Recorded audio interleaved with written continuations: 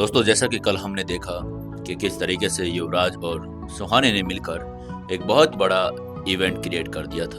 उस इवेंट में उन लोगों को उन्होंने अपने प्रोडक्ट के बारे में सबको बड़े अच्छे तरीके से बताया था और प्रोडक्ट की लॉन्चिंग भी बहुत अच्छे तरीके से करवा दी गई थी।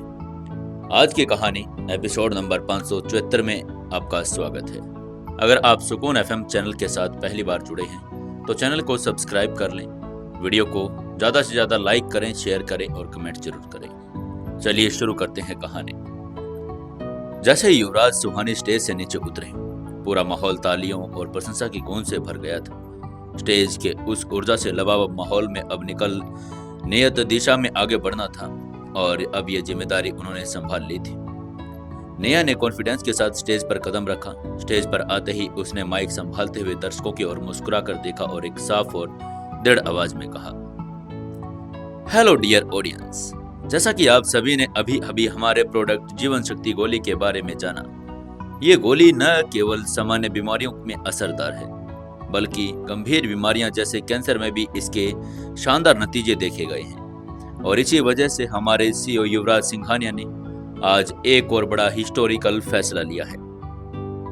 उसने एक पल ठहर कर दर्शकों पर नजर डाली, फिर आगे कहा, आज इस इवेंट में जितने भी कैंसर के पेशेंट मौजूद हैं, अगर वे चाहे तो उनके लिए जीवन शक्ति गोली पूरी तरह से मुफ्त में दी जाएगी और तब तक दी जाएगी जब तक वो पूरी तरह से स्वस्थ नहीं हो जाते।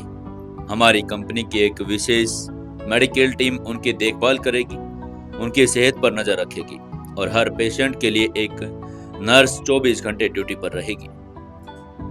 जैसे ही निया ने एक घोषणा पूरी की, दर्शकों के अंदर एक हलचल सी मच गई। धीरे धीरे स्टेडियम के एक कोने से कैंसर के जो पेशेंट थे वो आगे आने लगे। कुछ व्हीलचेयर पर थे तो कुछ को सहारा देकर ऊपर लाया जा रहा था। उनके चेहरे पर आशा की एक हल्की सी चमक आ गई थी, ऐसी आशा जो उन्होंने वर्षों से कभी देखी भी नहीं थी। करीब 20 से अधिक पेशेंट वहां स्टेज पर आ गए थे। युवराज ने उन्हें खुद एक एक गोली दी। उन्होंने सभी से आग्रह भी किया, आप सभी मेरी आंखों के सामने एक गोली लें। मैं देखना चाहता हूं कि आप में से आपके जीवन में एक नई शुरुआत कैसी होती है। सभी पेशेंट ने एक एक करके गोली लेकर खा ली। कुछ ने कांपते हाथों से खाई तो कुछ ने एक्साइटमेंट में। कुछ को लग रहा था कि कहीं ये गोली उनको जीवन को नष्ट ना कर दे, लेकिन सभी ने वो गोली खा ली थी। लगातार कैमरे की फ्लैश भी चल रही थी, मीडिया अपना काम कर रही थी। इसी बीच युवराज ने स्टेज के किनारे खड़ी दिव्या को इशारा किया और कहा, दिव्या एक काम करो, हमारी कंपनी की तरफ से हर पेशेंट के साथ एक नर्स तैनात करो जो 24 घंटे इनके साथ रहेगी। हर पेशेंट की 10 मिनट में रिपोर्ट तैयार करेगी। दिव्या ने तुरंत सिर हिलाकर हामी भरी और स्टेज से नीचे उतरकर अपने टीम को इंस्ट्रक्शंस देने लगे। चारों ओर एक अनुशासित माहौल चल रहा था। वहीं दूसरी ओर इवेंट में आए हुए बिजनेसमैन, मीडिया पर्सन और मेहमान सरप्राइज थे कि एक ऐसी नई इवेंट आज तक उन्होंने कभी देखी नहीं थी। आरोप और मुनाफों की दुनिया में पलने वाले लोग समझ नहीं पा रहे थे कि इतनी महंगी गोली फ्री में बांटी क्यों जा रही है। कुछ ने तो मन ही मन सोच लिया था कि शायद युवराज पागल हो गया है, लेकिन उसके चेहरे पर जो संतुलन और मुस्कान, कॉन्फिडेंस था, वो सभी को स्तब्ध कर देने वाला था। तभी आरव धीरे से युवराज के पास आया और उसने उसे अपनी ओर खींचते हुए कहा, भाई ये क्या कर रहे हैं आप? इतनी महंगी गोली, वो भी मुफ्त में। पूरा स्टॉक अगर फ्री में चला गया तो प्रॉफिट कहां से आएगा? युवराज ने उसकी बात ध्यान से सुनी और हल्के में मुस्कुराते हुए उसकी तरफ देखा। उसने अपने हाथ से कंधे उसके हाथ पर कंधे रखते हुए कहा, अरे पगले, ये एक बिजनेस ट्रिक है। तूने देखा ना कि आज यहाँ लगभग 20 पेशेंट आए हैं, उन्होंने हमारे सामने गोली खा ली है। अब देखना, ये सभी लोग ज्यादा से ज्यादा 8 दिनों में पूरी तरह से ठीक हो जाएंगे और जब ये ठीक होंगे तो खुद जाकर हमारी गोली का प्रमोशन करेंगे। इससे हमें जो पब्लिसिटी मिलेगी वो किसी भी करोड़ों के विज्ञापन से ज्यादा होगी। लोग बातों से ज्यादा आंखों देखे पर विश्वास करते हैं। आरव अब थोड़ा संदेह में था, लेकिन युवराज के चेहरे पर मुस्कान और उसकी आंखों में जो दूरदर्शिता थी वो कहीं ना कहीं भांपना शुरू उसने कर दिया था। आरव मन ही मन सोचने लगा, यही वजह है कि ये इतना सफल है। इस देश का हर एक बिजनेसमैन इसकी स्ट्रेटेजी का कायल है, बहुत अच्छा काम कर रहा है। तभी युवराज ने आरव को टोका, अरे क्या सोच रहा है भाई, चलो अब घर चलते हैं, बा हमारा इंतजार कर रही होंगी। उसके बाद वो दोनों इवेंट से निकल गए और तभी युवराज का फोन बजा। उसने मोबाइल निकाला और देखा कि चंदन कॉल कर रहा था। उसने तुरंत कॉल पिक किया और कहा, हाँ चंदन, बोलो क्या हुआ। उधर से चंदन की आवाज आई, भाई आपने जो काम सौंपा था वो पूरा हो गया। मैंने हमारे लगभग सभी पुराने क्लाइंट्स से बात कर ली है और अच्छा ये है कि सभी ने हमारी ऑफर भी स्वीकार कर ली। ऑर्डर देने के लिए सब तैयार हैं, बस माल के प्रोडक्शन पर ध्यान देना है। और रही बात फैक्ट्री की, तो मैंने उस परिवार के मुखिया दशरथ वर्मा से बात कर ली है। वो कल हमारे साथ काम करने को तैयार है। युवराज के चेहरे पर बड़ा ही संतोष आ गया था। उसने बड़े एक्साइटमेंट में कहा, बहुत अच्छा, अब ऐसा करो कि सीधे घर आ जाओ, हम भी वहीं आ रहे हैं। कॉल खत्म करते ही युवराज ने आरव की ओर देखा और दोनों कार में बैठकर निर्मला हाउस की ओर रवाना हो गए। कुछ ही देर में वो दोनों घर पहुंच गए। जैसे ही वो अंदर आए, उन्होंने देखा बा उनका इंतजार ही कर रही थी। युवराज उनके पास उनके पांव छूते हुए बोला, बा आप अभी तक सोई नहीं? आप सो जाया करें, आजकल काम बहुत बढ़ गया है। मैं रोज इसी समय आया करूंगा। आप कृपया मेरा इंतजार मत किया करें, इससे मैं ठीक पर काम पर ध्यान भी नहीं दे पाता हूँ। आपकी चिंता लगी रहती है। बा ने उसकी मुस्कुराहट के साथ उसकी तरफ देखते हुए कहा, ओह, तू इतनी मेरी चिंता मत कर, तुम अपना काम पर ध्यान दे, मैं बिल्कुल ठीक हूँ। युवराज ने अब और कुछ नहीं कहा, क्योंकि वो जानता था कि बा हमेशा से ही जिद्दी रही हैं और बा को कभी भी किसी ने कोई आगे बात करने की कोशिश भी नहीं की थी। तभी वो लोग वहां पर चंदन भी आ गया था। साथ में तीनों ने बैठकर डिनर किया और फिर बा ने खुद युवराज, आरव और चंदन के लिए उनके पसंदीदा पकवान भी बनाए। डिनर के बाद सभी अपने अपने कमरे में चले गए। युवराज अपने कमरे में जा पहुंचा और उसने अपनी डायरी निकाल ली, एक पेन उठाया और अगले दिन की स्ट्रेटेजी लिखना शुरू कर दिया। कौन से क्लाइंट्स को पहले डिलीवरी देनी है, फैक्ट्री में कितने लोग काम पर होंगे, किस प्रकार मार्केटिंग तेज करनी है, सभी बातों की वो प्लानिंग किए जा रहा था। जैसे ही वो धीरे धीरे करके कब सो गया उसे पता भी नहीं चला। अगले सुबह की पहली किरण के साथ युवराज की आंख खुल गई और अब वो बिस्तर से उठकर तैयार हो गया। उसके चेहरे पर कॉन्फिडेंस की झलक थी। आज का दिन उसके लिए बहुत महत्वपूर्ण था। वो जैसे ही कमरे से बाहर निकला, देखा कि चंदन और आरव पहले से ड्राइंग रूम में बैठे हुए थे। नाश्ते की मेज पर सब कुछ तैयार था। तीनों ने बैठकर नाश्ता किया और नाश्ते के बाद तीनों अपनी अपनी गाड़ी में बैठकर ऑफिस के लिए निकल पड़े। ऑफिस पहुंचते ही युवराज सीधे कैबिन में गया। वहां पहुंचते ही उसने इंटरकॉम उठाया और दिव्या को कैबिन में बुलाया। जैसे ही दिव्या एक फाइलों का पूरा पुलिंदा लेकर अंदर आई और युवराज ने उसे बैठने का इशारा किया और कहा, दिव्या, आज इम्पोर्टेंट डे है, तुम्हें पूरे दिन की प्लानिंग समझाता हूँ। तुम इवेंट की फॉलोअप टीम को भी मॉनिटर करो और साथ ही सोशल मीडिया टीम को बोलो कि अपडेट तैयार रखे। किसी भी वक्त प्रेस कॉन्फ्रेंस बुलानी पड़ सकती है। दिव्या ने पूरी बात ध्यान से सुनी और सिर हिलाकर सहमति जता दी। उसके जाते ही युवराज ने चंदन से धीरे से कहा, दिव्या ने पूरी बात ध्यान से सुनी, सहमति जताकर सिर हिला दिया। उसके जाते ही युवराज ने चंदन से कहा, आज मैं और आरव मिल जा रहे हैं, तुम यहीं रहकर ऑफिस की जिम्मेदारी संभालो, दिव्या की मदद करते रहो, कोई भी इमरजेंसी हो तो मुझे कॉल करना। चंदन ने मुस्कुराते हुए जवाब दिया, आप निश्चिंत रहे भाई, वहां आप काम कीजिए, मैं यहाँ पर संभाल लूंगा। युवराज और आरव अपनी गाड़ी में बैठकर टेक्सटाइल मिल की ओर रवाना हो गए। कुछ ही देर में वो लोग विशाल टेक्सटाइल मिल के गेट पर पहुंचे। गेट पर पहले से इंतजार कर रहे गार्ड ने उन्हें सलाम किया और अंदर ले गया। मिल के ऑफिस परिसर में पहुंचते ही उन्हें मीटिंग रूम में लेकर गए और जहां पहले से ही 10-12 लोग मौजूद थे, वो इस टेक्सटाइल मिल के मालिक और चेयरमैन थे। उनके बीच बैठे मिल के मालिक दशरथ वर्मा जी बैठे थे। युवराज और आरव ने अंदर जैसे ही प्रवेश किया, दशरथ जी खड़े हुए और हाथ मिला लिया। सबने एक दूसरे का अभिवादन किया और मीटिंग शुरू हो गई। दशरथ जी ने सबसे पहले युवराज का परिचय सबको करवाते हुए कहा, हेलो गाइस, ये हैं युवराज सिंघानिया, देश के लीडिंग बिजनेसमैन। इन्होंने जीवन शक्ति गोली जैसी क्रांतिकारी प्रोडक्ट से बाजार में तहलका मचा दिया है। अब ये हमारी मिल के 50% पार्टनरशिप भी करना चाहते हैं। इतना सुनते ही बोर्ड के एक सदस्य ने कड़ी आवाज में कहा, देखिए सिंघानिया, आप मुझे ये बताइए कि हम आपके पार्टनरशिप क्यों स्वीकार करें, और आपकी कंपनी अलग सेक्टर में है, हमारी मिल तो एक्सिस्टेंशियल क्राइसिस में है अभी, तो आप हमारी मदद क्यों करना चाहते हैं? वो जानना चाहता था कि युवराज उनके साथ क्यों जोड़ना चाहता है आखिर। और तभी इतना सुनते ही युवराज ने मुस्कुराते हुए उसकी आंखों में देखा और कॉन्फिडेंस से कहा, देखिए, यही तो कारण है। आपकी मिल क्राइसिस में है और मेरे पास करोड़ों के ऑर्डर हैं, बल्कि उन्हें पूरा करने के लिए इन्वेस्टमेंट भी है। हम दोनों को एक दूसरे की जरूरत है। आप एक्सपीरियंस्ड हैं, आपके पास मशीनें और मजदूर भी हैं। मेरे पास नेटवर्क है, पैसा है, मार्केटिंग स्ट्रेटेजी है। साथ मिलकर हम मिल को फिर से नया बना सकते हैं। एक जो और सदस्य वहां पर बैठे हुए थे, तभी उन्होंने पूछा, मिस्टर सिंघानिया, आपके पास कौन कौन से क्लाइंट्स हैं? क्या वो टेक्सटाइल के ऑर्डर दे रहे हैं? युवराज ने अपनी एक फाइल खोल ली और उसको खोलते हुए 5 बड़े बड़े रिटेल कंपनियों का नाम बताया।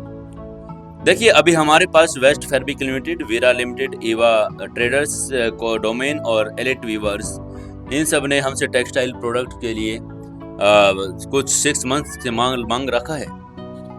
एक पल को पूरा कमरा शांत हो गया। बोर्ड मेंबर्स एक दूसरे को देखने लगे और फिर दशरथ वर्मा ने बात संभाली और कहा, देखिए, हमें यह पार्टनरशिप मंजूर है, लेकिन एक शर्त के साथ। पहले महीने में जो भी प्रोडक्शन होगा उसकी क्वालिटी की जिम्मेदारी पूरी आपकी होगी।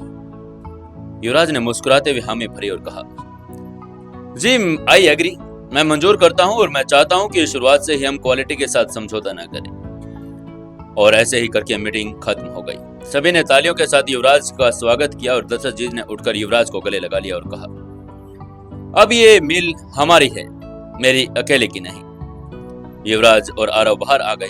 आरव ने कार की ओर आगे हाथ बढ़ाते हुए कहा, भाई, आपने तो कमाल कर दिया और अब शायद हम और भी आगे बढ़ पाएंगे। युवराज ने कार में बैठते हुए कहा, बिल्कुल आरव, हमें बहुत कुछ करना है अभी। यह तो हमारी पहली जीत है कि हमने अपने टेक्सटाइल मिल को कुछ परसेंटेज पर ले लिया है। हमें और आगे बहुत सारी प्लानिंग भी करनी है। और क्या प्लानिंग कर रहा है युवराज? क्या लगता है आपको, क्या युवराज की सभी प्लानिंग सफल हो पाएगी और उससे पहले कोई उसके प्लानिंग में छेद मारने के लिए आ जाएगा? जानने के लिए जुड़े रहिए कहानी के साथ। दोस्तों, कहानी को ज्यादा से ज्यादा लाइक करें, शेयर करें और कमेंट जरूर करें। दोस्तों, 575वें एपिसोड में आपका स्वागत है। चलिए शुरू करते हैं कहानी। मिल की सारी प्रोसेस को शुरू कर दिया गया था और इधर प्रोडक्शन भी चालू हो गया था। सहस्त्र संत भी उसको ट्रेनिंग देने के लिए तैयार हो गए थे। युवराज अब हर रोज शाम को 1 घंटा उनके पास ट्रेनिंग के लिए जाने लगा था। इसके अलावा भी उन्हें 20 कैंसर पेशेंट्स के 8 दिन पूरे हो चुके थे, जिनको जीवन शक्ति गोली दी थी। युवराज ने पहले ही अपनी मेडिकल टीम को तैयार रहने को कह दिया था। वो जानता था कि आज के टेस्ट सफल रहे और सारे एफर्ट वर्थवाइल साबित होंगे। टेक्सटाइल मिल में प्रोडक्शन की शुरुआत हो चुकी थी और आज उस पहले लोट की क्वालिटी की टेस्टिंग होनी थी। नाश्ते के बाद तीनों अपने ऑफिस पहुंचे। युवराज सीधे कैबिन में गया और दिव्या को बुलाया। दिव्या आई तो उसने दिन भर के प्लान के बारे में विस्तार से समझाया और कैंसर पेशेंट की टेस्टिंग करवाने के लिए कहा। चंदन को उसने फैक्ट्री की क्वालिटी पैकिंग देखने के लिए जिम्मेदारी दी और फिर उसने चंदन से कहा, चंदन, तुम कैंसर पेशेंट के टेस्टिंग पर नजर रखोगे और साथ ही मिल के पहले लोट का जीएसएम निकलवाना भी लेना। इसके बाद कपड़े के सैंपल सभी क्लाइंट्स को भेज देना। याद रहे कि सभी काम आज ही निपटाने हैं। चंदन ने सिर हिलाते हुए कहा, भाई आप आराम से जाओ, मैं यहाँ सब संभाल लूंगा। उसका जवाब सुनने के बाद युवराज आरव के साथ मिल की तरफ निकल गया था। टेक्सटाइल मिल पहुंचते ही युवराज ने देखा दशरथ वर्मा पहले से सामने खड़े थे। दशरथ वर्मा ने युवराज के कंधे पर हाथ रखकर कहा, मिस्टर सिंघानिया, आपने तो कमाल कर दिया। जितना आपके बारे में सुना था, आप उससे भी कहीं ज्यादा तेज निकले। काम बहुत अच्छे से चल रहा है। युवराज ने उनका आदरपूर्वक जवाब दिया, वर्मा साहब, जब तक आपका आशीर्वाद है और हम कुछ भी कर सकते हैं। देखिए, आप लोग ही तो सब कुछ कर रहे हैं, मैंने तो कुछ भी नहीं किया। दशरथ जी जो उम्र में युवराज के बहुत बड़े लग रहे थे और उनकी बात से भावुक हो गए। उनकी आंखों में आंसू आ गए थे। युवराज उन्हें देखकर चौंक गया और उनकी आंखों में नमी देखकर चिंता से बोला, वर्मा साहब, आपकी आंखों में आंसू क्यों हैं? दशरथ ने मुस्कुराते हुए कहा, बेटा, ये खुशी के आंसू है। भगवान ने मुझे मेरा बेटा वापस दे दिया। युवराज भी चौंक गया था। उसने धीमे से पूछा, वर्मा साहब, क्या हुआ आपके बेटे के साथ? दशरथ कुछ पल खामोश रहे और फिर उन्होंने बताना शुरू किया। मेरा बेटा सिद्धार्थ वर्मा था। बचपन से ही उसे मार्शल आर्ट का शौक था। जैसे जैसे बड़ा हुआ उसने मार्शल आर्ट का एक जुनून पनपता गया। मैंने उसे भी नहीं रोका बल्कि उसका साथ दिया। फिर एक दिन वो मेरे पास आया और बोला कि वो मार्शल आर्ट ग्रैंड मास्टर सहस्त्र संत से ट्रेनिंग लेना चाहता है। मैंने कहा कि ठीक है, जो करना है वो कर ले, लेकिन साथ में कारोबार भी देखना है। उसने कहा कि संत जी भी जब ट्रेनिंग देंगे तो दुनिया की मोह माया त्याग देगा। मुझे उसकी बात अजीब लगी, परंतु उसकी जिद के आगे मैं झुक गया था। कुछ पल रुककर उन्होंने आगे कहा, उस दिन के बाद वो घर से चला गया। कई साल बीत गए, कोई खबर नहीं मिली। लेकिन कुछ समय पहले मैंने सुना कि अब वो खुद ग्रैंड मास्टर बन चुका है। आज लोग उसे सहस्त्र संत के नाम से जानते हैं, और हाँ, वही सहस्त्र संत असल में मेरा बेटा सिद्धार्थ है। युवराज को यह सुनकर बिजली का झटका लगा। उसे समझ में आ गया कि सहस्त्र संत ने उसे वर्मा परिवार की मदद करने के लिए क्यों कहा था। वो हर दिन जिनसे ट्रेनिंग ले रहा था वो कोई और नहीं बल्कि दशरथ वर्मा का बेटा सिद्धार्थ वर्मा ही था। वो स्तब्ध हो गया था। उसकी आंखों के सामने पिछले कुछ दिनों की सारी घटनाएं घूम गई थी। सहस्त्र संत ने उसे कई बार अनुशासन, त्याग और सेवा का पाठ पढ़ाया। वर्मा परिवार के लिए सहानुभूति जताना सब कुछ स्पष्ट हो गया था। दशरथ जी ने उनकी उलझन को समझते हुए कहा, तुम्हारी आंखों में जो सवाल है वो समझ गया हूं। हाँ, वो सहस्त्र संत मेरा पुत्र है, पर अब वो संत है और उसने अपना अतीत त्याग दिए है। मैंने भी अब उसके पास नए स्वरूप को जन्म दे दिया है। युवराज ने सम्मानता पूर्वक सिर झुकाया और मन ही मन प्रण लिया कि वो अपने गुरु का विश्वास कभी नहीं तोड़ेगा। दशरथ जी के साथ युवराज ने टेक्सटाइल मिल की पूरी एक रिपोर्ट तैयार करके देखनी शुरू कर दी। मशीनों की स्थिति, कर्मचारियों की संख्या और सबको जीएसएम रिपोर्ट उसने बड़ी बारीकी से देखने लगा। उसकी निगाहें किसी एक्सपीरियंस्ड बिजनेसमैन की तरह चल रही थी। उसके चेहरे पर एक कॉन्फिडेंस की चमक थी। दशरथ जी जो पहले एक युवा बिजनेसमैन मानते थे, अब उनकी दृष्टि और निर्णय कुछ अलग ही प्रभावित हो चुके थे। उन्होंने मुस्कुरा कर कहा, बेटा, तुम्हारा दिमाग तो कंप्यूटर से भी तेज चलता है। मैंने इतनी गहराई से कभी रिपोर्ट नहीं देखी थी।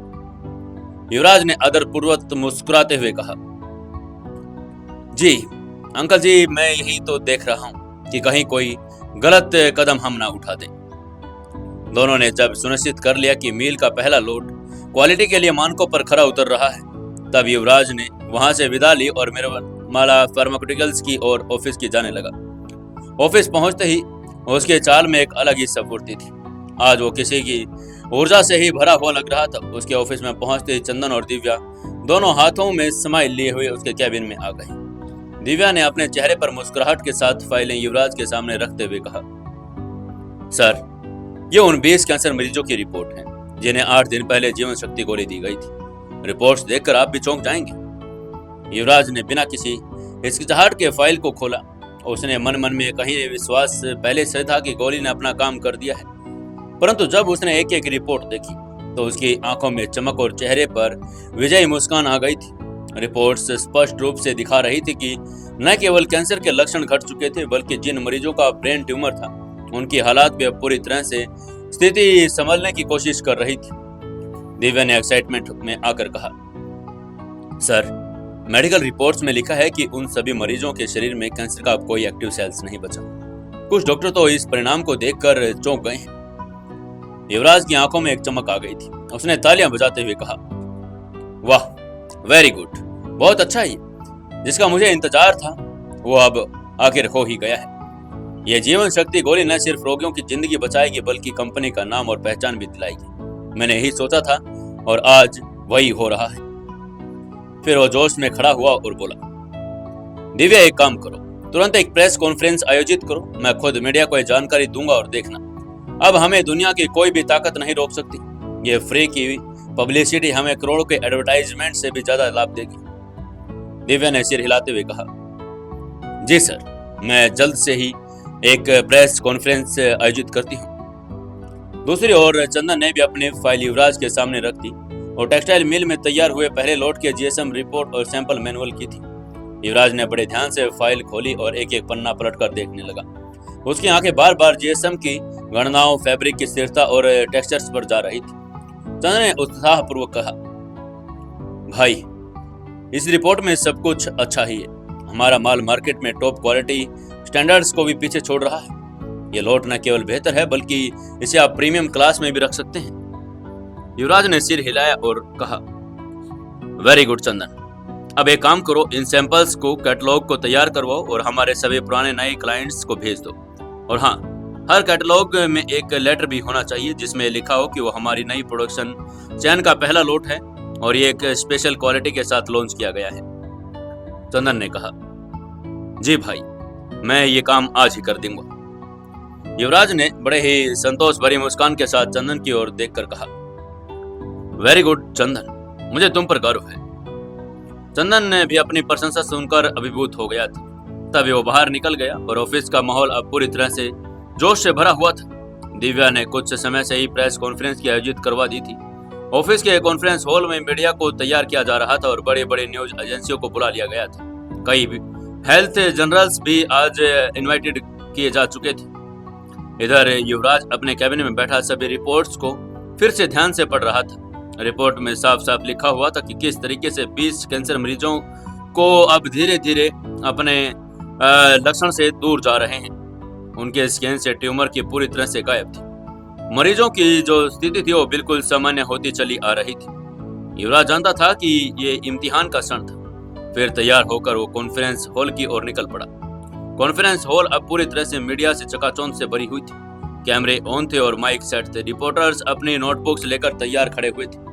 युवराज ने वहां आते ही जैसे ही एकदम सन्नाटा सा छा गया। उसकी उपस्थिति भी इतनी प्रभावशाली थी कि कुछ क्षण के लिए लोग उसे देखते ही रह गए। तभी युवराज मंच पर पहुंचा और माइक के सामने खड़ा हो गया। उसके बगल में एक प्रोजेक्टर स्क्रीन थी जिस पर मरीज की प्रगति रिपोर्ट और क्लिप से वो लोग दिखाने की तैयारी कर चुके थे। तभी उसने सबको नमस्कार किया और कहना शुरू किया, हेलो गाइस, सबसे पहले आप सभी पत्रकारों, मीडिया के लोगों और मेडिकल जगत से जुड़े सभी व्यक्तियों का दिल से स्वागत करता हूं। आज हम जिस विषय पर यहाँ एकत्रित हुए हैं वह सिर्फ एक बिजनेस उपलब्धि नहीं, एक चिकित्सा का चमत्कार है। आज मैं कुछ आपको ऐसी रिपोर्ट्स दिखाना चाहता हूँ जिसके बारे में देखकर आप चौंक जाएंगे और आपको विश्वास हो जाएगा कि हम जिस चीज पर काम कर रहे थे वो काम लगभग सफलता पर पहुंच गया है। ये कहते ही उसने स्क्रीन पर उन 20 मरीजों की फोटोज दिखाई और धीरे धीरे करके उनकी रिपोर्ट्स को भी उनके सामने पेश करना शुरू कर दिया। तभी एक रिपोर्टर्स ने एक ऐसा सवाल पूछा जिसे सुनकर युवराज एकदम से चौंक सा गया। क्या पूछा था उस रिपोर्टर ने और क्या जवाब देगा युवराज अब उसका, जानने के लिए जुड़े रहिए कहानी के साथ। दोस्तों, कहानी को लाइक करें, शेयर करें और कमेंट जरूर से जरूर करते रहें। दोस्तों, हमारी 1 या 2 तारीख से नई कहानी भी शुरू होने जा रही है। ये कहानी हमारी अभी कुछ दिनों के लिए रुकेगी और वहां पर इसका दूसरा पार्ट हम आपके लिए जल्द ही लेकर आएंगे। नई कहानी को आप ज्यादा से ज्यादा प्यार देना। नई कहानी बहुत ही इंटरेस्टिंग है और सुबह की जो कहानी सीओ से शादी आप सुन रहे हैं उस पर भी आपको प्रतिक्रिया बहुत अच्छी लगी। मुझे आपको कहानी अच्छी लगी, वैसे ही कहानी हमारी शाम को भी शुरू होने जा रही है। दोस्तों, 576वें एपिसोड में आपका स्वागत है। चलिए शुरू करते हैं कहानी। युवराज प्रेस कॉन्फ्रेंस को सब बातें बताना शुरू कर देता है। तभी एक रिपोर्टर ने उससे एक सवाल पूछा, मिस्टर युवराज, हमें ये बताइए कि ये दवाई नेचुरल है या फिर नहीं, कहीं इसके कोई साइड इफेक्ट तो नहीं है? तभी युवराज ने कहा, जी नहीं, जीवन शक्ति गोली पूरी तरह से हर्बल और आयुर्वेदिक है। हमने इसे रिसर्च बेस्ड अप्रोच की तरह तैयार किया है।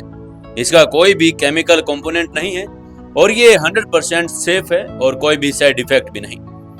तभी उसने उस पूरी रिपोर्ट को उनके सामने रख दिया और एक एक करके बताना शुरू किया।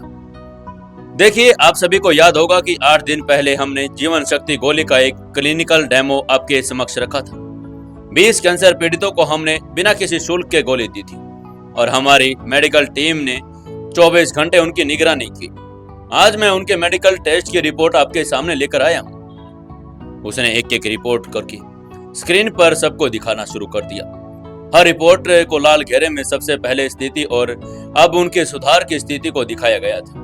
MRI, स्कैन, ब्लड रिपोर्ट्स और फिजिकल हेल्थ इंडेक्स सब कुछ एक एक करके स्क्रीन पर युवराज दिखाता जा रहा था। तभी एक और रिपोर्टर ने उनसे पूछा, मिस्टर सिंघानिया, ये गोली मार्केट में कब तक आ जाएगी और इसकी कीमत क्या रहेगी? क्या आम इंसान इस गोली को खरीद पाएगा? तभी युवराज ने मुस्कुराते हुए कहा, जी हाँ, अभी ये गोली सिर्फ मेडिकल टीम की निगरानी में उपलब्ध है। इसकी मास सेल तब हम शुरू करेंगे जब सरकार से क्लिनिकल अप्रूव और FDA की अनुमति पूरी तरह से मिल जाएगी। कीमत के विषय में इतना कह सकता हूँ कि आप इस चीज की चिंता न करें कि आम आदमी की पहुंच से दूर नहीं होगी। एक आम इंसान, गरीब परिवार भी इस गोली को आसानी से खरीद पाएगा और इस गोली से ठीक भी हो जाएगा। तभी एक हेल्थ रिपोर्टर ने उससे कहा, देखिए मिस्टर सिंघानिया, मुझे अभी भी डाउट है कि कहीं इस गोली के कोई साइड इफेक्ट तो नहीं। तभी युवराज ने कहा, देखिए हमने ये पिछले 8 दिनों से इन 24 घंटे इन मरीजों की निगरानी की है। अगर इनके अंदर कोई भी डाउट होता तो इन रिपोर्ट्स में होता, और मुझे जहां तक लगा है कि अभी तक कोई भी हमारा इस ऊर्जा गोली का साइड इफेक्ट आया नहीं है और आगे भी कोई नहीं आएगा। उसके बाद उसने स्क्रीन पर उन मरीजों की क्लिप्स दिखा दी जिनकी हालत पहले गंभीर थी और वह कैमरे के सामने मुस्कुरा रहे थे और बिल्कुल स्वस्थ हो गए थे और अपने एक्सपीरियंस को भी शेयर कर रहे थे। हमें लगा था कि हम नहीं बचेंगे, लेकिन जीवन शक्ति गोली ने हमें फिर से जीवन दे दिया है। हम थैंक यू करते हैं सिंघानिया साहब का कि उन्होंने हमारी हालात को सुधार दिया है। तब मीडिया के लोग भी उस चीजों को देखकर बड़े ही मंत्रमुग्ध हो गए थे। उनकी आंखों में हैरानी थी, लेकिन साथ ही एक सच्चाई की चमक भी थी। उन्हें यह खबर मिल चुकी थी कि अब इंडिया की हेल्थ एजेंसियां और हेल्थ की जो खबरें हैं वो पीक पर जाने वाली थी। कॉन्फ्रेंस के अंत में युवराज ने कहा, हम इस गोली का प्रोडक्शन बढ़ा रहे हैं। साथ ही हम सरकार से भी रिक्वेस्ट करेंगे कि इस पर जल्द से जल्द फॉर्मल सील लगे। ये सिर्फ एक प्रोडक्ट नहीं, करोड़ों लोगों के जीवन का समाधान है और मैं चाहता हूं कि इस मुहिम में सरकार भी हमारा साथ जरूर दे। तालियों की गड़गड़ाहट के साथ हॉल गूंज उठा। हर चैनल पर कैमरा युवराज की तरफ घूम रहा। हर एंकर अब एक ही लाइन दोहरा रहा था, युवराज सिंघानिया की जीवन शक्ति गोली ने चमत्कार कर दिया। प्रेस कॉन्फ्रेंस समाप्त होते ही दिव्या ने युवराज के पास आकर कहा, सर, यह आज की चैनल की हेडलाइन है। युवराज ने मुस्कुराते हुए सिर हिलाया और मन ही मन कहा, दिव्या, ये तो अभी होना ही था। जैसे जैसे हम आगे बढ़ते रहेंगे सभी चीजें हमारे पक्ष में जाती रहेगी। कॉन्फ्रेंस के बाद पत्रकारों ने युवराज के व्यक्तिगत इंटरव्यू की भी मांग की। कुछ बड़े चैनलों ने एक्सक्लूसिव शो भी तैयार की शुरू कर दी थी। वहीं दूसरी ओर हॉस्पिटल और क्लिनिकल से जीवन शक्ति गोली के डिस्ट्रीब्यूशन के लिए कॉल आने भी शुरू हो गए थे। युवराज ने उसी समय कंपनी के एक्सपोर्ट टीम को एक्टिवेट कर दिया था और कहा, हमारा अगला जो काम है वो इंटरनेशनल मार्केट को हायर करना होगा। भारत में तो हम साबित कर चुके हैं कि हम क्या कर सकते हैं। अब समय आ गया है कि इस गोली को पूरी दुनिया में पहुंचाने का। कुछ दिनों में जीवन शक्ति को FDA और WHO की अप्रूवल भी मिल गई थी। अब ये गोली वर्ल्ड वाइड सेल की जा रही थी। वीरमाला फार्मूला अब देश की नहीं बल्कि वर्ल्ड की नंबर 1 फार्मा कंपनी बन चुकी थी। ये गोली अब 60 से अधिक देशों में एक्सपोर्ट हो रही थी। कैंसर के इलाज के लिए क्रांति ला चुकी थी। इसी महान उपलब्धि को सेलिब्रेट करने के लिए युवराज ने एक बहुत ही भव्य पार्टी का भी आयोजन किया था। पार्टी में शहर के सबसे आलीशान होटल को इनवाइट किया गया था। इंपीरियल ग्रांड को चुना गया और यह होटल शहर के पोश इलाके में स्थित थी। इसकी सजावट को देखते ही बनती थी। पूरे होटल को वीरमाला फार्मा के रंगों से नीला और सफेद से रोशन किया गया था। एंट्री गेट पर एक बड़ी सी डिजिटल स्क्रीन लगाई गई जिस पर जीवन शक्ति गोली के चमत्कारिक परिणामों की वीडियो चल रही थी। वहां खड़े जो लोग थे वो मेहमानों का स्वागत कर रहे थे और तभी उन पर लिखा हुआ था, आपके साथ का लिए धन्यवाद। शहर के सभी अमीर और प्रेस्टिजियस परिवार इस पार्टी में इनवाइटेड किए गए थे। इंडस्ट्रियलिस्ट, डॉक्टर, वकील, फिल्म स्टार, राजनेता, समाज सेवी। युवराज ने सुनिश्चित किया था कि इस पार्टी में शहर का हर महत्वपूर्ण नाम शामिल हो। इधर ये जीत की खुशियां मनाई जा रही थी, तभी उधर रावत परिवार की हवेली पर विशाल मीटिंग रूम में इस वक्त सन्नाटा पसरा हुआ था। लेकिन ये सन्नाटा बड़ा ही खतरनाक था। मीटिंग रूम की सजावट पुरानी रॉयल थी और बीच में एक लंबा सा टेबल और उसके छोर पर एक बलदेव रावत तो सीट ऊंचा करके बैठे हुए थे। वो बहुत ही ताकतवर इंसान थे और सबसे ज्यादा जिद्दी भी। उनकी ऐसा बैठना किसी राजा के जैसा लग रहा था। उनके सामने एक अधेड़ उम्र का व्यक्ति खड़ा था जिसका शरीर सूखा हुआ था और आंखों के नीचे काले घेरे पड़े हुए थे, जैसे कि वो रातों को सोया नहीं होगा। वो परिवार के मुख्य बिजनेस सलाहकारों में से एक था और इस वक्त वो रावत फैमिली के फार्मा और टेक्सटाइल इंडस्ट्री के गिरते हालातों की रिपोर्ट पेश कर रहा था। मालिक, हमारी फार्मा कंपनी लगभग बंद होने की कगार पर है। न कोई नया क्लाइंट और न ही पुराने में रिन्यूअल किया। सबने युवराज सिंघानिया की कंपनी से डील साइन कर ली। उनका जो अभी नया ब्रांड आया है, नया प्रोडक्ट धूम मचा रहा है और वो इंडस्ट्रियल टेक्सटाइल में भी वैसा ही हाल हो गया है। उनकी मिल से निकलने वाला माल क्वालिटी में और दाम में हम में से आगे चल रहा है। और जैसे ही बलदेव रावत ने सुना, उनका ये चेहरा सुनकर लाल हो गया, जैसे उनकी रगों में खून की जगह आग दौड़ गई हो। उन्होंने झटपट से सामने रखा पानी का गिलास उठाया और पूरी ताकत से दीवार पर दे मारा। कांच के टुकड़े फर्श पर बिखर गए। तभी उन्होंने जोर से चिल्लाते हुए कहा, युवराज युवराज युवराज, इस नाम ने मेरी इज्जत और मेरा सब कुछ छीन लिया। हर तरफ वही नाम की गूंज है, मीडिया में, बिजनेस फोरम में, हर ग्राहक की जुबान पर वही। ये बर्दाश्त से बाहर है, अब कुछ तो करना पड़ेगा। कमरे में मौजूद सभी सदस्य डर के मारे चुप थे, लेकिन तभी एक आवाज आई जो बलदेव की बड़ी बेटी की थी। उम्र में 30 की और लेकिन बिजनेस सेंस और शांत स्वभाव ने उसे परिवार को एक खास दर्जा हासिल दे दिया था। उसने बलदेव रावत को समझाने की कोशिश करते हुए कहा, डैड, शांत हो जाइए। हमें बिल्कुल शांति से काम लेना होगा। अगर हम गुस्से में कदम उठाएंगे तो हमारा नुकसान ज्यादा ही होगा। बलदेव तभी गरजते हुए बोले, कैसे शांति रखूं मैं? सालों से रावत परिवार इस देश की फार्मा इंडस्ट्री का सिरमौर रहा, लेकिन अब एक वो मामूली सा लड़का जो कल तक फार्मा का ऐप भी नहीं जानता था, आज वो हमारी जड़ें हिला रहा है। अगर यही हाल रहा तो हम मिट्टी में मिल जाएंगे बेटा। कब तक मैं बर्दाश्त करता रहूंगा? उन्होंने तेजी से अपनी जेब से मोबाइल निकाला और किसी का नंबर लगा दिया। कुछ देर में दूसरी तरफ से फोन पर किसी की आवाज आई, जी साहब। तभी बलदेव ने अपनी कड़क आवाज में कहा, तैयार हो जाओ, हमें दिल्ली जाना है। यह कहकर उन्होंने फोन काट दिया और गहरी सांस लेते हुए पीछे की ओर कुर्सी पर टिक गए। कमरे में सन्नाटा अब भी और भी ज्यादा डर का माहौल बना गया था। वहीं उधर दिल्ली में युवराज सिंघानिया की पार्टी अपने चरम पर थी। चारों ओर से चमक दमक बिजनेस वर्ल्ड के प्रतिष्ठित चेहरे, मीडिया की चहल पहल और ऊंचे दर्जे की सजावट माहौल को खास बना रही थी। लेकिन युवराज का ध्यान बार बार दरवाजे की ओर जा रहा था। वो बेसब्री से अपनी बा का इंतजार कर रहा था। कुछ ही देर में दरवाजे से एक बुजुर्ग महिला ने प्रवेश किया और वो मंगला भी उनके साथ ही थी। जैसे ही बा ने पार्टी में कदम रखा, पूरे हॉल में एकदम से ठहर सा गया। हर किसी की निगाह उस व्यक्तित्व पर पड़ गई थी जो इतने सालों से एक वीरमाला फार्मास्यूटिकल्स की कंपनी को चला रही थी। तभी स्टेज पर विशेष कुर्सी बा के लिए सजाकर रखी गई थी। युवराज ने उन्हें वहां स्टेज पर बैठा दिया और वेटर को पानी लाने के लिए कहा। उसी क्षण एक अधेड़ उम्र का सज्जन आदमी युवराज के पास आया और उसके चाल में कॉन्फिडेंस था, लेकिन आंखों में हल्की चिंता भी थी।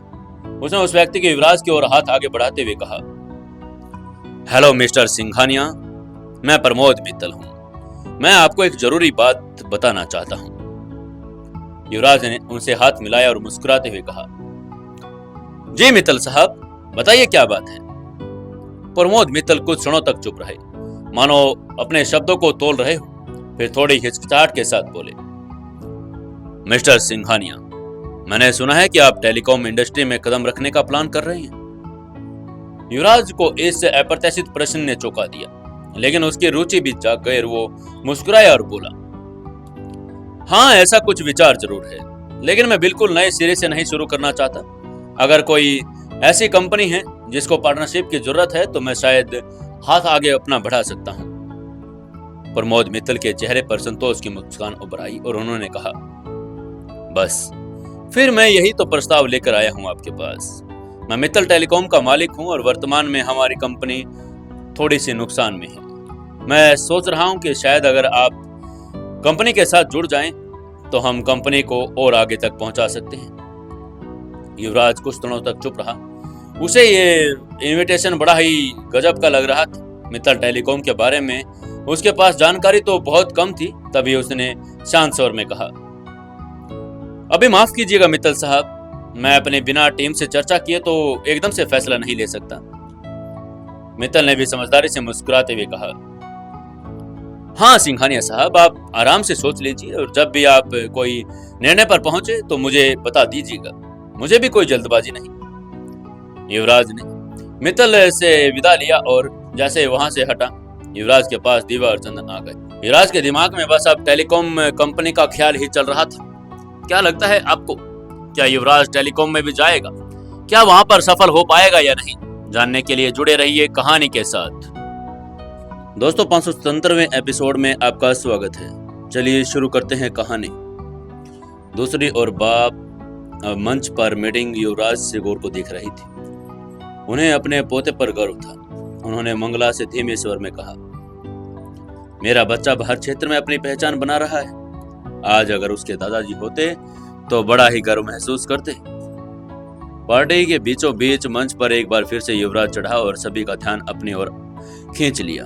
तभी उसने माइक संभाला और बोला, आज ये खुशी दोस्तों हमारे लिए नहीं, सभी के लिए है जिन्होंने हम पर विश्वास किया, जो हमारे साथ इस मिशन के साथ जुड़े रहे। सबसे ज्यादा हमारे उन 20 वीर कैंसर पेशेंट्स के लिए जिन्होंने इस गोली पर विश्वास किया और हमें ये उपलब्धि दिलवाई। तालियों की गड़गड़ाहट के साथ हॉल गूंज उठा। बा के चेहरे पर संतोष की मुस्कान थी। इसी बीच युवराज मंच से नीचे उतरा और उन मेहमानों से घुलने मिलने लगा।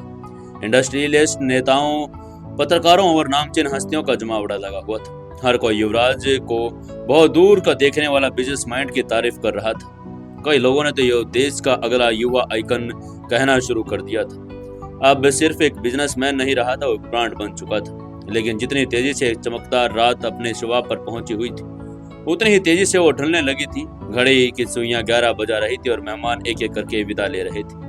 बा ने युवराज से कहा, बेटा अब देर हो रही है, चलो घर चलते हैं। युवराज ने मुस्कुराते हुए सिर झुकाया और कहा, हाँ बा, चलो मैं भी थक गया हूँ, घर ही चलेंगे। उसके बाद वो लोग कार में बैठकर निर्मला हाउस की ओर रवाना हो गए। कार की खिड़की से बाहर देखते हुए युवराज की आंखों में संतोष था, लेकिन चेहरे पर थकान भी थी। बा ने धीरे से उसका हाथ पकड़ा और पूछा, क्या हुआ बेटा, क्या तुम्हारे माथे पर शिकन काहे की है? युवराज ने हल्की मुस्कान के साथ कहा, बा मैं थोड़ा सा थक गया, अब बस आकर आराम करूंगा। कार निर्मला हाउस के पोर्टिको में आकर रुक गई। वहां पहले से बहुत कुछ नौकर चाकर खड़े थे। उन्होंने तुरंत दरवाजा खोला। बा को संभालते हुए युवराज ने उन्हें कमरे तक पहुंचा दिया। युवराज ने कहा, आप आराम कीजिए बा, मैं अब अपने कमरे में जा रहा हूं। उसका कमरा बिल्कुल शांत और गहराई से भरा हुआ था। बिस्तर पर गिरते ही उसे गहरी नींद ने घेर लिया, लेकिन दिल्ली में इस नींद की शांति में बिल्कुल उलट एक तूफान आकार ले रहा था। दिल्ली के पोस्ट इलाके में स्थित एक विशाल इमारत की छत के नीचे एक हेलीकॉप्टर उतरा। उसके दरवाजे पर 2 शख्स बाहर निकले, बलदेव रावत और उनके सबसे वफादार आदमी कबीर। बलदेव रावत का चेहरा आग बबूला बिल्कुल फटने को हो रहा था। उसकी आंखों में सिर्फ गुस्सा ही नहीं, अपमान की ज्वाला भी थी। उन्होंने दबी आवाज में कहा, कबीर अब और इंतजार नहीं कर सकता। उस लड़के ने हमारी नाक में दम कर दिया। अब उसका अंत बहुत जरूरी है, नहीं तो वो हमारे सर पर चढ़ जाएगा। कबीर ने सिर झुकाकर कहा, जी सर, जल्दी ही हो जाएगा। बलदेव रावत ने अपने आदेशात्मक लहजे में फिर कहा, जल्दी तैयारी शुरू करो। जितने तुम्हारे आदमी दिल्ली में हैं सबको बुला लो, अब उसका खेल खत्म करना है। कबीर ने तुरंत फोन निकाला और एक खास नंबर डायल किया। कुछ ही देर में उसने खबर दी, मालिक सब तैयारियां शुरू हो चुकी हैं। बलदेव रावत ने एक ठंडी सांस ली। खिड़की से बाहर झांकते हुए कहा, अब देखता हूं कैसे बचता है। अगली सुबह की ठंडी बयार और अगते सूरज की सुनहरी किरण जब निर्मला हाउस के कांच के झरोखे से होकर भीतर आई, तब युवराज सिंघानिया की नींद टूटी और बीती रात की थकावट उसके चेहरे पर साफ थी, लेकिन आंखों में एक नई ऊर्जा थी। वो जल्दी से तैयार हुआ और आरव और चंदन के साथ ऑफिस की ओर निकल पड़ा। गाड़ी में बैठते ही चंदन ने मोबाइल की स्क्रीन पर एक रिपोर्ट खोली और युवराज की ओर घुमाते हुए कहा, भाई ये जो आपने कहा था, मैंने मित्तल टेलीकॉम की पूरी हिस्ट्री खंगाल ली है। उनका नेटवर्क, उनका इंफ्रास्ट्रक्चर, उनकी रिसर्च टीम, सब कुछ टॉप क्लास है। पिछले 20 सालों में उन्होंने इंडस्ट्री पर राज किया।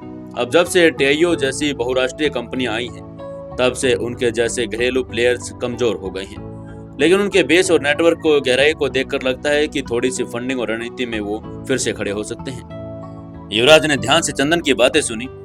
उसने शीशे के बाहर झांकते हुए गाड़ी की खिड़की से गुजरते हुए शहर को देखा और फिर चंदन की ओर मुस्कुराकर कहा, ओके, मित्तल से मेरी एक मीटिंग फिक्स करो। हम अभी उनसे मिलते हैं। मैं नहीं चाहता कि यह मौका हमारे हाथ से निकल जाए। चंदन ने तुरंत सिर हिलाया और अपना मोबाइल निकालकर प्रमोद मित्तल को कॉल कर दिया। फोन की दूसरी ओर से प्रमोद मित्तल की आवाज आई जिसमें अद्भुत संयम था। उन्होंने कहा, हाँ, जब भी मिस्टर सिंघानिया को समय सही लगे मैं मिलने को तैयार हूँ। मैं बिल्कुल, कोई दिक्कत नहीं है। युवराज ने मुस्कुराते हुए कहा, ठीक है मित्तल साहब, हम अभी ऑफिस में मिल रहे हैं।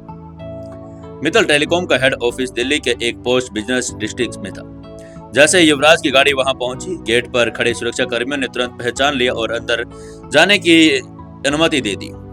रिसेप्शन पर बैठी लड़की ने मुस्कुराते हुए उन्हें अंदर आने का इशारा किया और कहा, हेलो सर, मिस्टर मित्तल आपका इंतजार कर रहे हैं, चलिए अंदर चलिए। युवराज, चंदन और आरव कॉन्फ्रेंस रूम में चले गए। वहां सफेद रंग का एक गोल टेबल रखा हुआ था और चारों ओर चमड़े की कुर्सियां थी। दूसरी ओर बैठे प्रमोद मित्तल उठकर मुस्कुराते हुए युवराज से मिले। उन्होंने कहा, वेलकम मिस्टर सिंघानिया, आपका यहाँ पर आना हमारे लिए सम्मान की बात है। युवराज ने उनसे हाथ मिलाते हुए कहा, thank you mister Mittal. Sorry man, मैंने आपको जवाब नहीं दे पाया, और लेकिन अब मैंने आपकी कंपनी के बारे में सब कुछ पता लगा लिया है। कॉन्फ्रेंस टेबल पर बैठते ही चाय और कॉफी का दौर चला और बातें शुरू हुई। मित्तल ने कंपनी के मौजूदा हालात को ईमानदारी से रखा। उन्होंने कहा, देखिए, हमारी कंपनी इस वक्त पर देश की नंबर 1 टेलीकॉम कंपनी एक हुआ करती थी।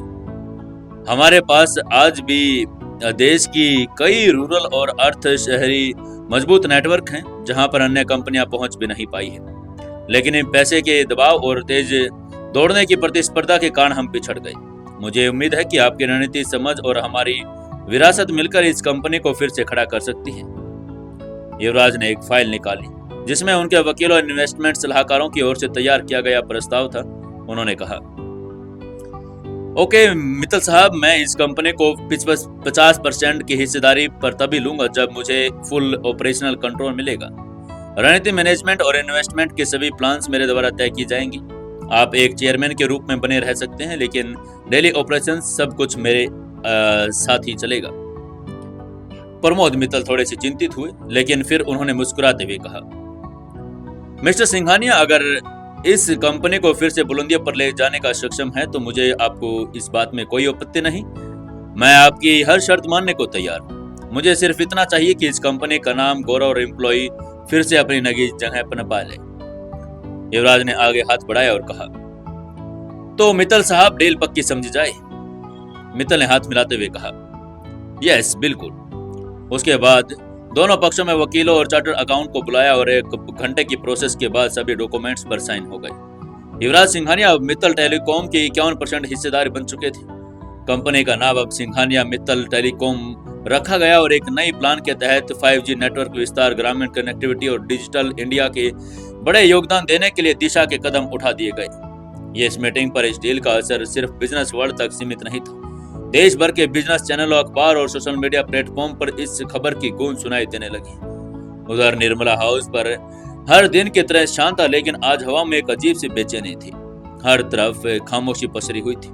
वो खामोशी किसी तूफान से पहले की थी और इसी खामोशी के बीच कुछ परछाइयां निर्मला हाउस की दीवारों के आसपास धीरे धीरे सरकी जा रही थी। तभी कुछ काली गाड़ियां निर्मला हाउस के ठीक सामने आकर रुक गई। उसमें से सबसे पहले एक 1.5 उम्र का गठीला मगर थका हुआ इंसान उतरा। वो बलदेव रावत था। उसके पीछे पीछे दर्जनों आदमी, उनके चेहरे पर जिंदगी का जख्म और आंखों में बदले की आग लिए। ये सब लोग बलदेव रावत के उस प्राइवेट आर्मी का हिस्सा थे। बलदेव रावत ने आगे बढ़ते हुए गेट पर खड़े सिक्योरिटी गार्ड को देखा। उसने बिना समय गंवाए जेब से एक पिस्तौल निकाली और बिना किसी चेतावनी के गोली चला दी। धाएं करती हुई गार्ड के माथे पर वो गोली लगी और वो एकदम वहीं पर ढेर हो गया।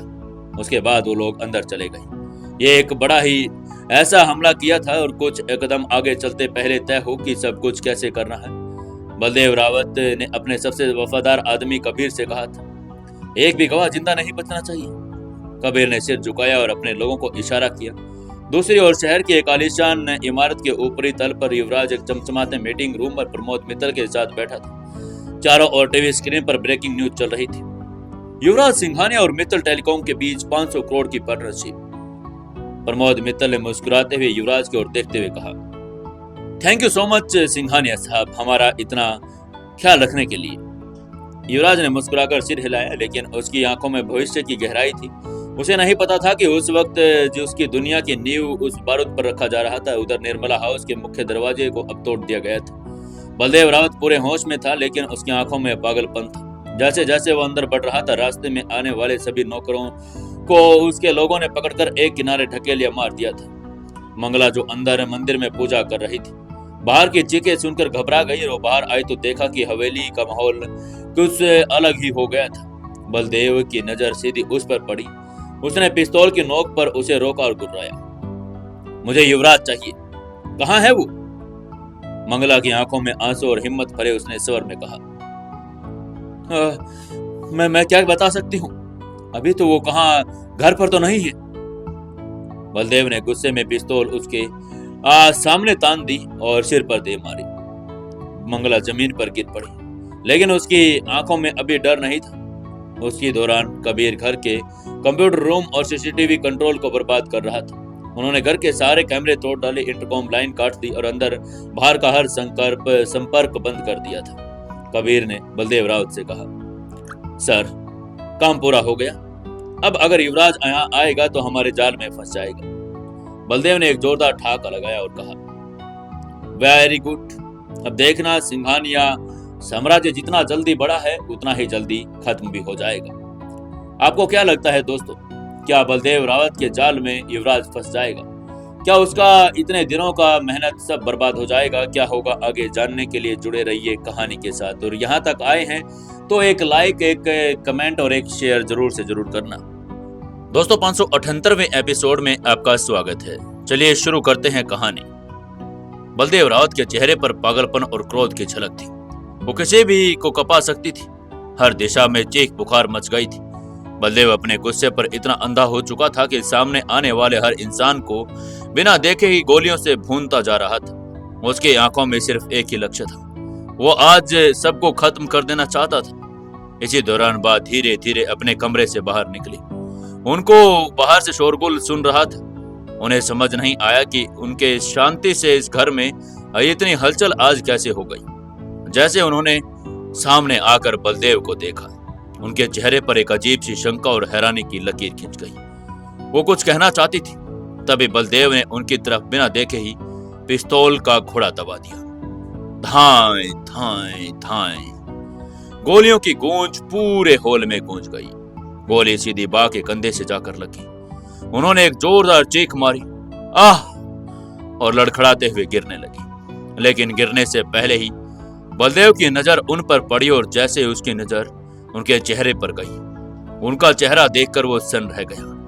उसकी आंखें फटी की फटी रह गई, उसके कदम ठिठक गए। वो बुदबुदाया, निर्मला।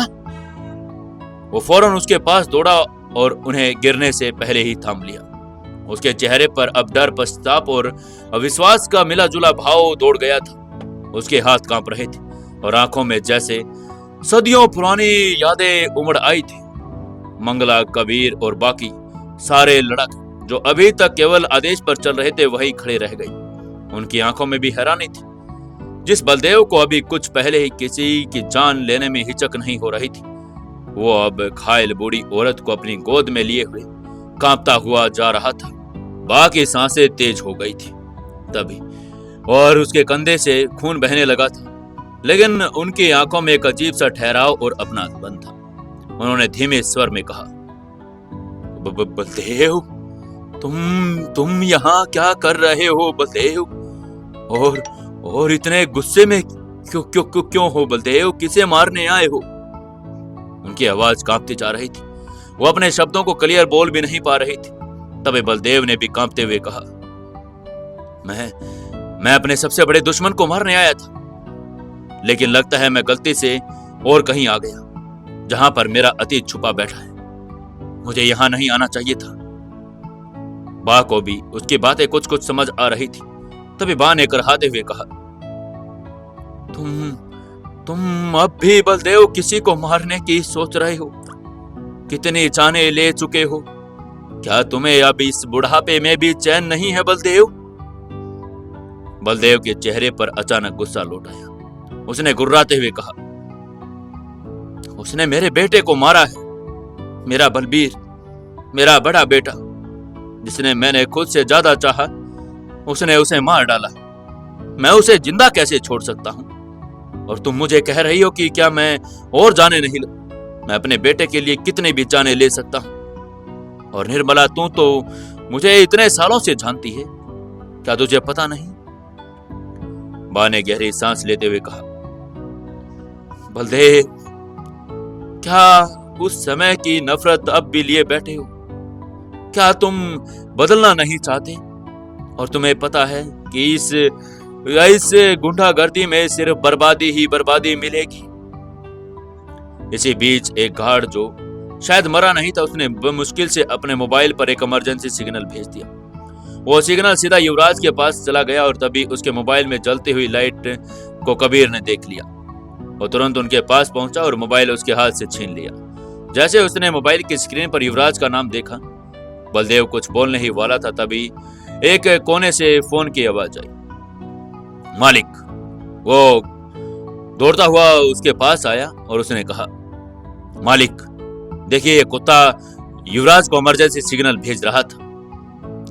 बलदेव ने जैसे ही मोबाइल की स्क्रीन देखी, उस पर लिखा हुआ था कि निर्मला हाउस पर हमला हुआ है, तुरंत लौट जाओ, बाकी जान को खतरा है। स्क्रीन पर युवराज का नाम देखकर बलदेव की आंखें गुस्से से लाल हो गई। उसने मोबाइल को जमीन पर दे मारा और बाग की तरफ देख रहा था। उसकी सांसें तेज हो गई और बुदबुदाया, तो ये उसी का घर है? बा ने आंसुओं से भरी आंखों से कहा, हाँ बलदेव, ये युवराज का ही घर है, युवराज सिंघानिया। वो मेरा पोता है बलदेव। पूरे कमरे में सन्नाटा डूब गया। बलदेव अब समझ चुका था कि वो जहां आया है वह सिर्फ उसका दुश्मन नहीं, उसका अतीत भी जुड़ा हुआ है। वो अपने हाथों से उस औरत को गोली मार चुका था, जिससे वो इतने सालों पहले कभी प्यार करता था, वो भी बेइंतहा प्यार। जब आज तक भी अपने प्यार का इजहार वो इस तरीके से कर नहीं पाया था, और यहाँ तक कि कुछ मजबूरियों के कारण उस प्यार को उसे गंवाना पड़ा था। कबीर ने कहा, मालिक, अब क्या करें? हम युवराज को यहीं खत्म कर देते हैं। लेकिन बलदेव की आंखों में अब बा के खून से सने हुए हाथों से टिका हुआ था। उसने धीरे से कहा, कबीर, पहले इन्हें हॉस्पिटल लेकर जाओ। अभी नहीं, अभी बाद में सोचेंगे, पहले इनका इलाज जरूरी है। वहां पर जितने भी लोग उसके साथ आए हुए थे, सारे लोग एकदम से हैरान हो गए थे। क्या ये वही बलदेव था जो अभी कुछ देर पहले एक एक करके सभी को गोलियों से उड़ाता जा रहा था? और एक औरत को देखकर वो इतना घबरा क्यों गया था? ऐसा क्या हो गया था, कोई भी ये सोच नहीं पा रहा था। तभी बलदेव ने बा के माथे पर हाथ रखा और फुसफुसा कर कहा, जल्दी करो कबीर, इनकी सांसें अभी भी चल रही है और ये अभी जिंदा रह सकती है। वो चाहता था कि किसी भी कीमत पर वो निर्मला को मरते हुए नहीं देखे, क्योंकि निर्मला उसका वो प्यार था जिसके लिए आज तक वो तड़पता आया था। उसने कभी भी अपने दिल में एक ऐसी जगह को खाली नहीं होने दिया जिस जगह पर निर्मला रहती थी। निर्मला ने उसके गाल पर हाथ रखा और कहा, बलदेव, अभी भी वक्त है बलदेव, रुक जाओ। तुम जो खो चुके हैं वो देखो, नफरत से वापस तो नहीं आ सकता ना, लेकिन ये नफरत बहुत बड़ा खतरनाक हो सकता है। आगे पता नहीं कितने लोगों की ये जान ले लेगी। बलदेव, प्लीज अब तो समझ जाओ। बलदेव के चेहरे पर भी एक दर्दनाक मुस्कान थी। उसने सिर झुकाया और तभी कबीर को और सख्त लहजे में आदेश दिया, कबीर, तुमने सुना नहीं क्या मैंने तुमसे क्या कहा है? अभी के अभी गाड़ी निकालो और इनको हॉस्पिटल लेकर जाओ। क्या तुम सब के सब निकम्मे हो गए हो? मैंने 2 बार तुमसे बात कही है, क्या तुम मुझे मेरी बात पर अभी भी यकीन नहीं कर रहे? मैंने तुमसे कहा है कि अभी इनको हॉस्पिटल पहुंचाना है। वो लगातार बड़बड़ाए जा रहा था। उसे खुद ही नहीं पता था कि वो क्या क्या बातें बोल रहा है और इतना घबरा क्यों गया है। कबीर ने भी पहले तो विरोध करना चाहा, लेकिन जैसे ही उसने देखा कि अब बलदेव अपने कुछ अलग ही मूड पर चला गया है, तो वो अभी उसको मना भी नहीं कर सकता था, क्योंकि उसे पता था कि अगर उसने आगे भी कुछ कहने की थोड़ी सी भी हिम्मत की तो बलदेव सीधा उसके अंदर से गोली निकाल देगा, 1 मिनट का भी समय नहीं गवाएगा। तभी वो जल्दी से कार का इंतजाम करने के लिए बाहर चला गया और उधर बलदेव भी बा के पास ही बैठा हुआ था। बलदेव को सारी बातें याद आ गई थी, जो उनकी जवानी की बातें थी। कैसे वो लोग इस तरीके से उस झील के पास बैठा करते थे, कैसे वो प्यार की बातें करते थे और एक दूसरे के हाथों में हाथ डालकर अपने भविष्य को बुनते थे। लेकिन आज वो बा के खून से लथपथ हाथ को अपने हाथों से सहेले जा रहा था, लेकिन उसने यह उम्मीद नहीं की थी कि उसके सामने इस तरीके से बा आ जाएगी। इधर युवराज ने जैसे ही वो मैसेज देखा, युवराज तेजी से घर की ओर बढ़ना शुरू हो चुका था। आपको क्या लगता है दोस्तों, क्या करेगा बलदेव रावत और अब क्या रावत का मूड चेंज हो जाएगा? क्या वो अब युवराज से बदला लेना शुरू करेगा या नहीं? क्या करेगा अब युवराज? जानने के लिए जुड़े रहिए अपने इस कहानी के साथ। दोस्तों, अगर आपने अभी तक सुकून एफएम चैनल को सब्सक्राइब नहीं किया है तो जल्दी से सुकून एफएम चैनल को सब्सक्राइब कर लें। कहानी आपको कैसी लग रही है कमेंट करके हमें जरूर बताते रहें, और नई कहानी 1-2 दिन में शुरू हो जाएगी, तो आप अपनी नई कहानी को भी ज्यादा से ज्यादा प्यार देना, आपसे मैं बस इतना ही चाहता हूँ। चलिए, तब तक के लिए नमस्कार।